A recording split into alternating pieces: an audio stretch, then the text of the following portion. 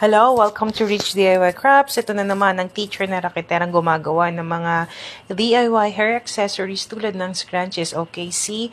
Ang dami-daming ganap. Pero naka-fast forward yan kaya akala nyo ang bilis-bilis. Inaabot pala ako ng 25 to 30 minutes para magawa ang 10 to 12 pieces ng scrunchies kasama na lahat yon. So, pagbubuhol at paglalagay ng garter sa loob ng scrunchies. So, ayan.